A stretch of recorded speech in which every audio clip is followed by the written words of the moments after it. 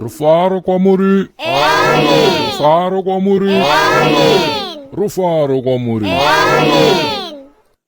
Mapostori, nhasi ndinomirawo pano ndichida kukurukura nhau inokosha kwazvo pachinamato chedu kana kuti pakurarama kwatiri kuita munyika muno zuva nezuva. Takasazvitaura isusu vatenderi, then ndianiko achazvitaura? Sekuziva kwamunoita mese zita rangu repano pamasowe kana kuti remuminechi, ini ndinoitwa sibhinechi. Asi kumamana kwandakakurira uko vanondidana kuti mafira kureva. Araroya vatendi. Ndiri kuda vana vezambaraka kuti kubva nhasi muzive kuti so long musingavhote mapostori, so long muchiita ruzha mumasocial media umu asi musingarejese kuvhota, kunaka kwezvinhu kuchanetsa mune ino nyika. Nyatsonditeererai mapostori. Kutaura kwandiri kuita kudai soka hakureve kuti ndine bato randakarerekera, aiwa bodo, asi ndinotaura nekuda kwekuti ndinonzwa kurwadziwa nekuona vana vevhudzi pfupi vachitambura vari mune ino nyika nevese vari munyika dzakatikomberedza.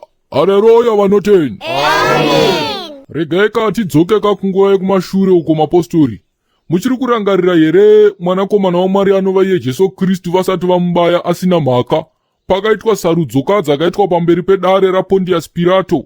Sezvo kavaisaziva kuti Jesu vamubata nemhosva yei, pakasarudzwa kuti paitwe election. Rufaro kwamuri mapostori. Saka paelection iyi mapostori kwakaiswa Jesu Kristu anova mudzikinuri wedu akamiswa apa. Kwakatorwazve Bharabhasi anova iye guruvha guru, mhondi yemandiri iri mudunhu iri, akamiswa apa. Vagari vemunzvimbo umu vakanzika vhotere musungwa mumwe chete pavaviri apa wamunoda kuti tisunungure. Ndiani akasunungurwa ipapo? Ndiudzewo mapostori. Ndi Bharabhasi munhu waMwari. Saka ndiyo nyaya tiri kutaura nezvayoyo mapostori. Mbavha yakatosunungurwa ikanzi iendeka, asi Jesu Kristu mudzikinuri akatorovererwa. Ipapo makasapangwarira zviriko muzuva ranhasi. Utongi hwamunotoziva kuti uyu hahuko, uyu hunodzvanyirira. Kana musina good strategy hunogona kukuremeraiko makore nemakore nemakore. Haleluya mapostori. Inini vana vesangano ndofarira kutaura nyaya dzine maexample kuti zviite chiremerera.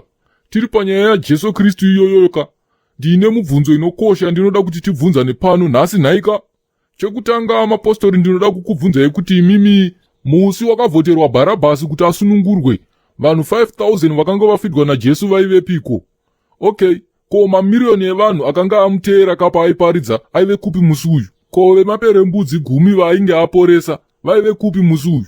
Nditaurirei mapostori kuti vaivepi? Ndiani akamurovera, ndiani akamurovera, ndiani akamurovera, rovera, rovera. Ndiani akamurovera, ndiani akamurovera, ndiani akamurovera, rovera, rovera. Majudha akamurovera. Ko izvo zvirema zvaakasimudza paBhetisaidha zvaivepi? Vese vaisataura nevaisanzwa nevese vaakamutsa mushure mekunge vafa vaivepi zuva iri? Ndiudzei mapostori. Ko vemhuri yaRazaro nevemhuri yaJairosi vaivepi musi uyu zvapakange paakuvhoterwa Bharabhasi? Ndiudzei iwo. Ndipo pane dambudziko rese ipapo. Jesu aiva munhu akanaka, asi sarudzo kwaPirato haana kuti mhuri dzevatendi vaakabatsira dzakazvidza kuti isusu hatiite zvematongerwo enyika. Maibata. Rufaro kwamuri mapostori. Kunamata zvagara chiri chinhu chakanaka mapostori. Asi kana maelections auya haasi evanhu vasinganamati. Munhu wese munyika inoka anofanira kunge achiparticipata. Nekuti kana nguva yesarudzo yasvika mapostori panoverengwa mavhoti enyu, hapaverengwe maprayer points. Mupabate ipapo panokosha. Vamwe vakaudzwa hondo nemurwere wepfungwa vakamushora, kwai anorwadziwa. Yes. Iyemeni iyoyo munhu waMwari. Saka ndinoda kuti mugare muchiziva mapostori kuti chakaipa chinowana simba munyika kana varume vakanaka nemadzimai akanaka vakangopeta maoko vachiti ameno ikoko. Saka tichibva pano mapostori ngatitorei zvitupa zvedu timhanye kunorejista kuvhota. Ini handiudzi munhu pekuisa vhoti yake kaini. Kuvhota kwako isikireti yako, asi chakakosha ngativhotei chete. Ane nzeve dzekunzwa anzwa sezvakange zviri pakutanga, nazvino nakare nemisi isingaperi. Amen.